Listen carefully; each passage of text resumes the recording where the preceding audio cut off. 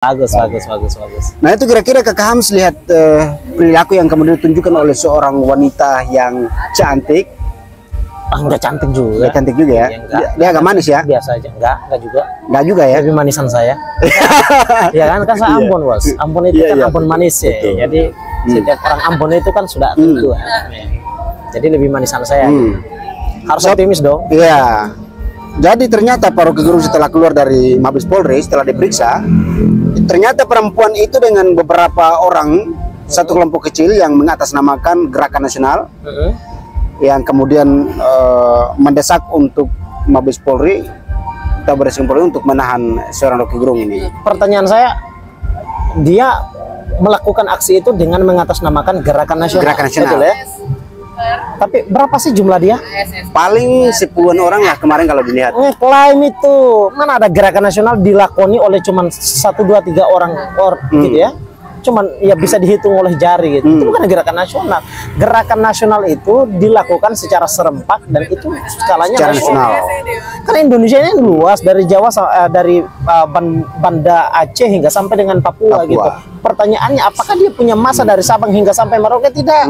Jika tidak, jangan ngeklaim dong, ya kan?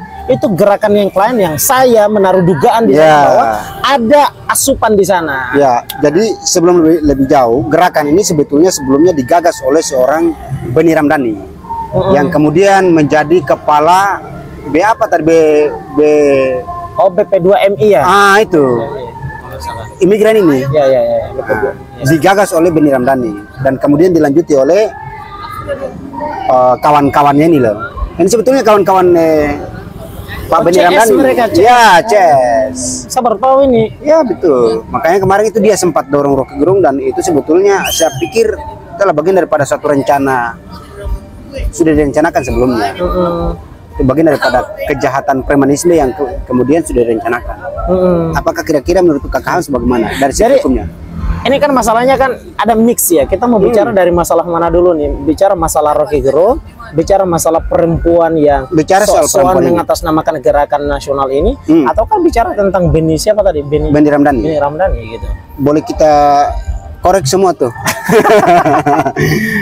Kopi dulu. Ya. Kopi dulu, kopi. Rocky Gerung sedikit. Terus perempuan ini dan juga Beni Ramdhani. Ini karena persoalan ini sebetulnya berawal dari ucapan Bang Rocky Gerung yang kemudian menyampaikan bahwa bajingan tolol itu yang kemudian jadi viral tuh. Yang dianggap menghina. Iya, yang dianggap menghina tuh. Presiden. Ya. Tapi kemudian presiden sendiri kan menganggap persoalan biasa. Iya, sebetulnya ini masalah udah kelar sebenarnya. Cuman hanya orang-orang yang tidak punya pikiran saja yang menggunakan kesempatan ini sebagai bentuk masalah untuk dimasalah-masalahkan, dipermasalahkan, dibuat makin lebih tambah heboh. Sehingga pada akhirnya yang diduga pernyataan Rocky Gerung ini membuat gaduh, sesungguhnya bukan pernyataan Rocky Gerung lah yang kemudian membuat gaduh, menciptakan kegaduhan, menciptakan keonaran, tetapi justru dengan aksi mereka inilah yang kemudian menciptakan kegaduhan dan keonaran di Republik. Yang lebih-lebihnya adalah mengacaukan eksistensi hukum kita, Pak. Saya bicaranya begitu. Ya, setuju. Karena misalnya aksi perempuan ini kan sudah bertaburan di media sosial. Sok-sokan gitu, sok-sok jago hero gitu, masang kacamata gitu ya, dengan masa mohon maaf saya hampir mengeluarkan bahasa kasar gitu, tapi tahan dikit. Ya, sok-sokan dia karena seolah-olah dia ini adalah hero. Emang you siapa di Republik ini? Kamu siapa gitu? Buzzer. You sekedar buzzer ya, kalau udah dapat asupan ya udah diam gitu kan. Gak usah buat ribut, gak usah buat gaduh, yang dimana itu mengacaukan eksistensi penegakan hukum kita. Karena saya melihat ini kan sudah mengacaukan proses hukum kita berjalan. Jadi kalau misal kita bicara dalam tataran hukum gitu ya, bicara tentang permasalahan hukumnya, itu sebetulnya kelar masalah ini ketika begitu Pak Jokowi mengatakan bahwa saya tidak mau melaporkan Rocky Gerung karena ini masalah kecil, masalah sepele. Saya lebih mengutamakan kerja. Maka dengan demikian perkara ini secara hukum itu gugur demi hukum sendiri, Pak. Selesai. Karena kenapa? Ini adalah masalah penghinaan. Dalam konteks delik penghinaan ini gitu ya, permasalahan penghinaan ini itu kan deliknya kan adalah aduan. Orang yang merasa terhina saja yang kemudian bisa berhak punya legal standing untuk bisa melaporkan. Nah, sekarang pertanyaan saya adalah mereka yang seolah-olah gitu ya hero yang sok-sokan gitu mengatasnamakan gerakan nasional ini, apakah mereka punya legal standing tidak? Oke. Untuk melaporkan Rocky Gerung, mendapatkan tidak perizinan dari Pak Jokowi? Jika tidak punya, juga kenapa sok-sok masang pintar di sana, ya kan, untuk mendorong penegak hukum itu untuk kemudian memenjarakan Rocky Gerung. Sedang dalam kesempatan yang sama Jokowi itu sudah selesai menganggap masalah ini. Jadi ngapain gitu? Karena ini bicara tentang eksistensi hukum. Ya, jelas ketika masalah ini adalah murni hukum, maka selesai ketika begitu Jokowi itu mengatakan itu selesai di situ saya kira. Nah, lalu menyangkut karena ini masalah terkini gitu ya. Ya. Mereka yang masang badan di sana itu si perempuan ini. Iya. Ini kan buat gaduh, Pak. Buat gaduh. Dan seharusnya kepolisian ini nangkap ini orang. Ya. Karena dia inilah yang kemudian membuat polisi ini terlihat banci masalahnya. Ya. Iya kan? Ya. Loh, masalah sudah diproses hukum. Rocky Gerung sudah legowo untuk datang ke penegak hukum. Ya kan, datang ke Barreskrim, gentle dia. Berani mempertanggungjawabkan apa yang sudah menjadi, yang diduga ya, melakukan kesalahan, ya dia sudah datang ke penegak hukum untuk mempertanggungjawabkan apa yang menjadi dugaan kesalahannya. Gitu. Lalu kamu kenapa ngapain ke sana gitu?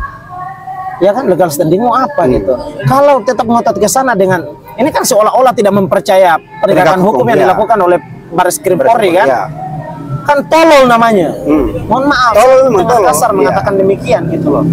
Dan itu wajar sih. Ya, karena ini seolah-olah gitu tidak mempercaya proses hukum yang dilakukan oleh Barreskrim Polri masalahnya. Ya kalau masalah ini sudah diproses, Rocky Gerung pun juga sudah legowo ke sana untuk mempertanggungjawabkan. Udah selesai, kita percaya penegak hukum gitu. Selesai kan begitu. Jika bicaranya murni tentang hukum. Tapi kalau tentang begini, maka pertanyaannya adalah siapa yang menyuruh, siapa yang memberi asupan, siapa yang mendalangi, kan begitu. Begitulah. Apalagi dengan Bung Kana mengatakan ini orang aksi ke rumah Rocky Gerung sampai melempar. Dia ini perempuan ini. Nah itu jadi saya bilang, lah maksudnya ada apa gitu? Ya kan ini kan ada sesuatu yang dimana itu dugaan kita adalah ini orang. Ada orang di belakangnya, ada orang yang mendorongnya gitu. Nah jadi maunya dia apa gitu loh? Ya tentu ini adalah sosok makhluk yang tidak memahami tentang bagaimana sosok makhluk ya? Ya makhluk yang bagaimana tidak mengetahui tentang proses hukum di Indonesia. Dia tidak mengetahui tentang hukum di Indonesia. Artinya ketika hukum positif yang kita anut di Republik ini, satu persoalan kalau sudah ditangani oleh pihak penegak hukum atau lembaga terkait, itu udah kelar, selesai. Artinya kita berikan gitu. Kan teorinya kan jelas. Kalau kita menggunakan pendekatan Ibnu Khaldun katakanlah, bahwa masyarakat perkotaan itu kehidupannya itu menaruh harapan kehidupannya itu kepada hukum. Jadi kalau persoalan yang tengah terjadi di dalam sosialnya, maka dia akan serahkan kepada hukumlah yang akan nantinya memprosesnya. Nah, selesai begitu. Tapi ini orang hidup di zaman modern, di sistem perkotaan, dia tidak menaruh, dan di suatu negara yang berbasis pada ketentuan perundang-undangan, konstitusi kita pasal 1 ayat 3-nya mengatakan ini adalah negara rare-state. Tetapi dia tidak memahami tentang negara rare-state itu. Jika ini adalah negara hukum, ya selesai, biarkan hukum itu bekerja. Nggak usah boro-boro masang badan seolah baru kamu. Kasar sekali kalau saya lihat di dalam cuplikan video. Ya, itu cukup kasar sekali. Apalagi sampai dia dorong. Kasar sekali ya. Kasar, dan ini kan sudah melakukan tindakan di luar daripada apa namanya hukum itu sendiri, Pak. Jadi itu tindakan premanisme sebetulnya. Iya, dan orang seperti inilah yang harus ditahan karena ini menciptakan kegaduhan. Sebetulnya kemarin itu polisi atau Mabes Polri seharusnya perempuan itu harus ditahan, diamankan sebetulnya. Dan misalnya tadi Bung Kana mengatakan bahwa ada keterlibatan dugaan keterlibatan seorang pimpinan BP2 MI ya misalnya itu memang orang-orang seperti inilah yang harus dipanggil untuk diperiksa. Maksud mereka apa gitu? Ya kan?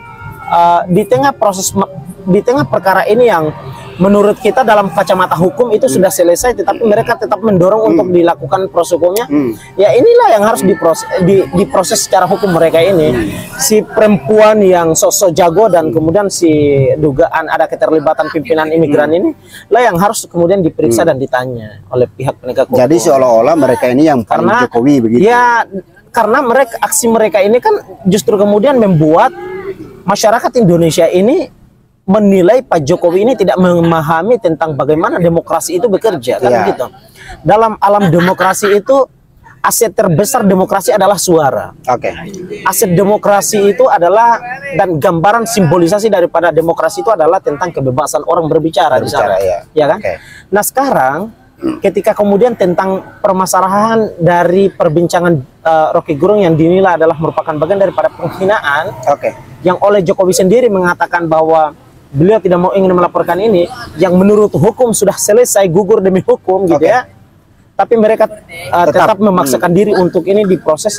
Maka menurut saya perilaku mereka inilah yang justru kemudian membuat Pak Jokowi ini terlihat seolah-olah anti kritik dan kemudian tidak demokratis.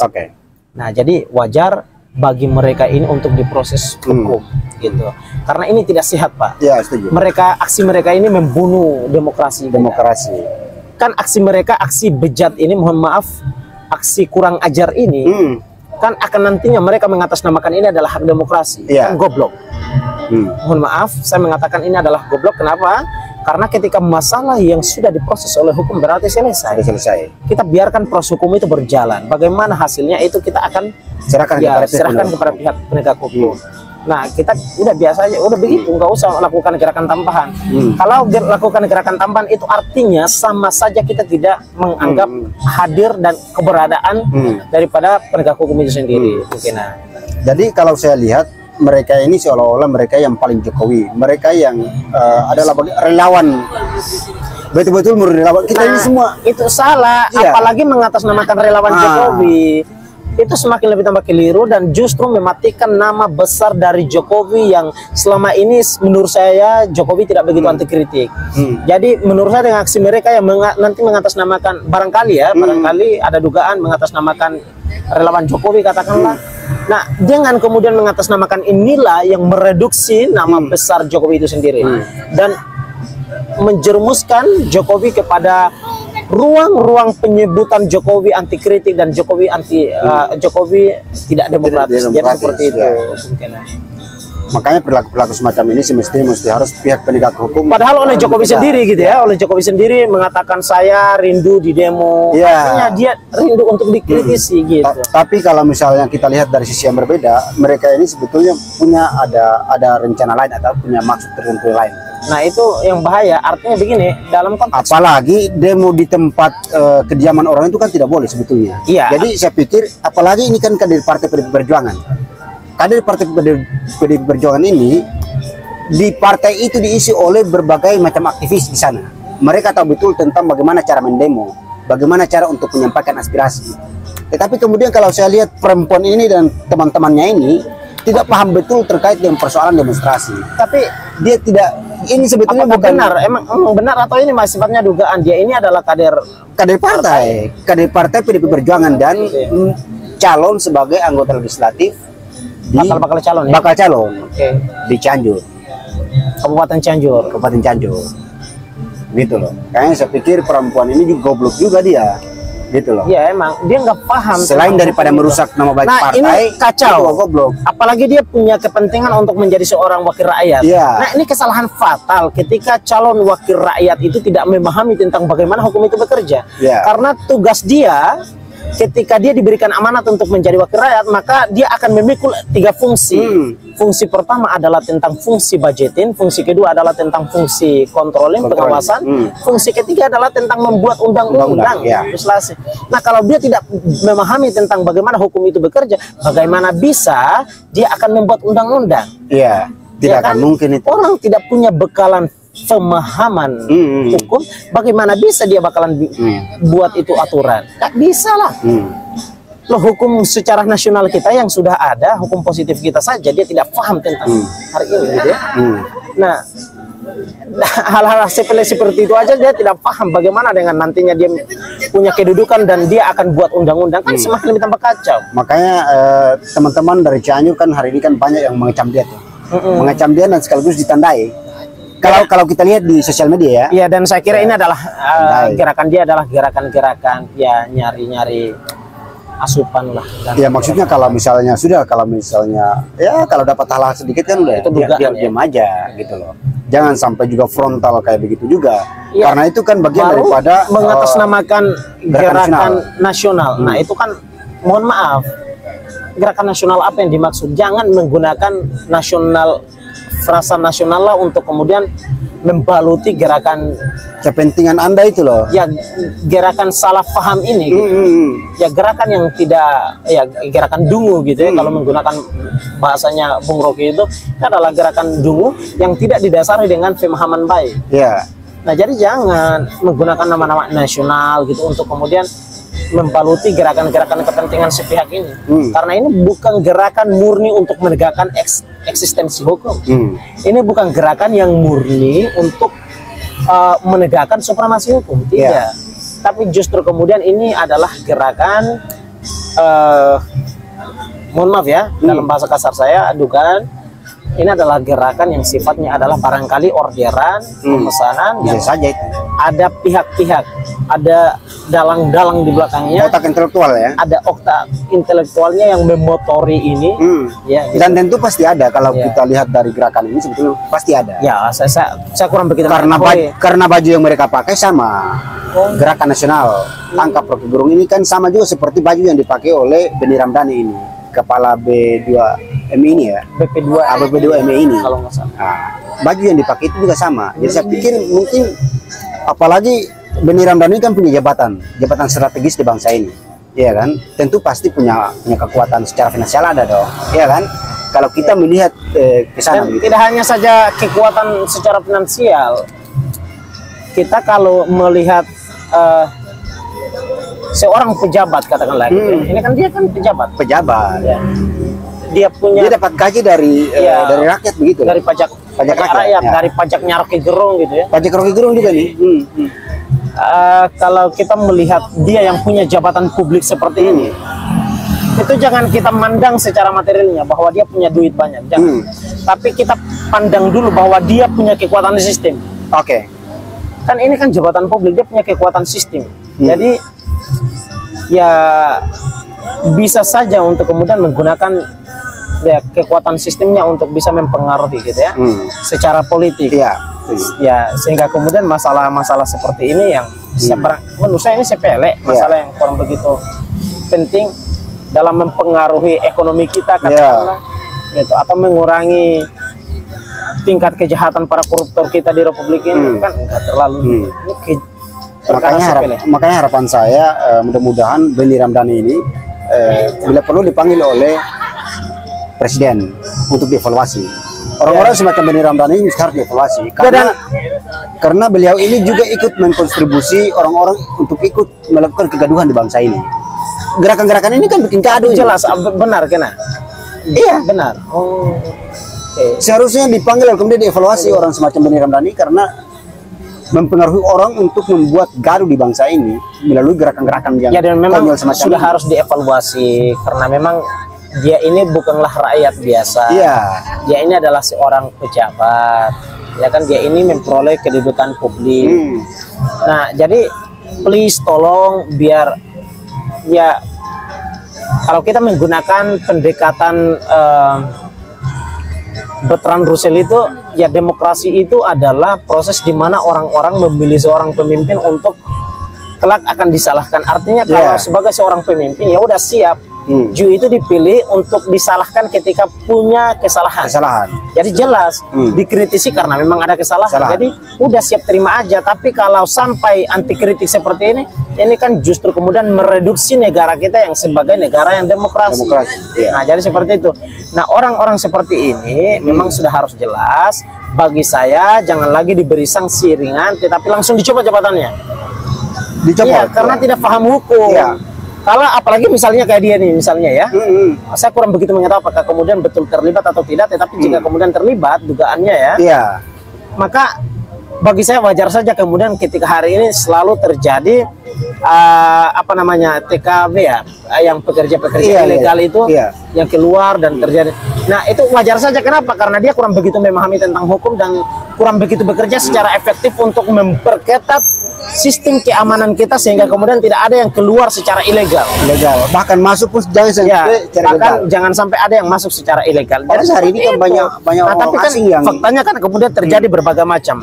Belakangan pemberitaan kita selalu terjadi soal masalah ilegal, apa namanya, pekerja ilegal gitu ya, baik yang keluar ataupun yang kemudian masuk gitu. Nah jadi jelas wajar saja ketika kemudian terjadi pelemahan di sana ya, karena memang pimpinannya tidak begitu paham tentang hukum, tidak begitu paham tentang bagaimana menguatkan sistem keamanan untuk menjaga negara kita ini dari kejahatan-kejahatan seperti ini. Iya, setuju. Oke, nah baik Kak Hams, harapan terakhir untuk si perempuan ini. Begini, harapannya begini, udahlah sadar sajalah sebagai bagian daripada rakyat Indonesia gitu ya, istighfar gitu. Iya, istighfar. Oke. Lalu apa namanya, sadarilah bahwa yang dibuat itu bukanlah perilaku yang benar. Iya, setuju. Itu adalah perilaku yang keliru, yang tidak didasari oleh pemahaman yang baik. Yang tidak didasari oleh pikiran, yang tidak didasari dengan pemahaman hukum yang baik. Jadi sadar, gitu ya. Kalau memang betul aksi yang dilakukan adalah tentang perkara yang dugaan penghinaan kepada Jokowi, nah you mesti sadar bahwa perkara ini sudah selesai dengan pernyataan Pak Jokowi bahwa dia tidak mau melaporkan Rocky Gerung. Itu perkaranya sudah selesai. Kenapa? Karena pasalnya adalah aduan. Deliknya adalah tentang delik aduan. Jadi kelar, selesai, tidak ada lagi perkara yang harus diperkarakan di sana. Gitu. Mungkin, nah, apalagi menyangkut soal masalah katanya penghinaan terhadap lembaga negara. Kalau dalam konsep tata negara yang disebut dengan lambang negara itu adalah benda mati. Bendera. Nah, yang hidupnya adalah personalitinya. Nah, yang dikritisi oleh Jokowi, oleh Rocky Gerung kepada Jokowi itu bukan Jokowi secara privasinya, pribadi dia, tetapi Jokowi sebagai seorang kepala negara. Jadi jelas di sana. Jadi jangan terlalu bilang ini adalah penghinaan. Jadi mohon maaf gitu, ya. Seperti itu kira-kira saya kira. Jadi memang kepada si dia ini memang harus sadar dan jangan terlalu masang badan berlebihan seperti itu, karena memang konsekuensi hukumnya berat. Baik. Seperti itu, Bang. Makasih Kakak Hams atas waktunya, teman-teman. Untuk video kali ini, dan kita sudah sama-sama dengar dan menyaksikan apa yang kemudian menjadi pendapat dan pikiran dari Kakak Hams ini terkait dengan si perempuan ini, perempuan yang sok jago ini, yang seolah-olah cukup Jokowi dan murni sebagai relawan Jokowi ini. Mudah-mudahan apa yang kemudian dilakukan oleh seorang perempuan ini dapat disadari betul bahwa apa yang kemudian dilakukan adalah suatu perbuatan yang keliru. Dan mudah-mudahan persoalan yang kemudian ditangani oleh pihak penegak hukum terkait dengan ucapan Bung Rocky itu mudah-mudahan terselesaikan dengan baik. Dan teman-teman semua, nanti kita kembali ketemu di video-video berikutnya, dan saya Kena Promis untuk video kali ini. Assalamualaikum warahmatullahi wabarakatuh. Waalaikumsalam warahmatullahi wabarakatuh.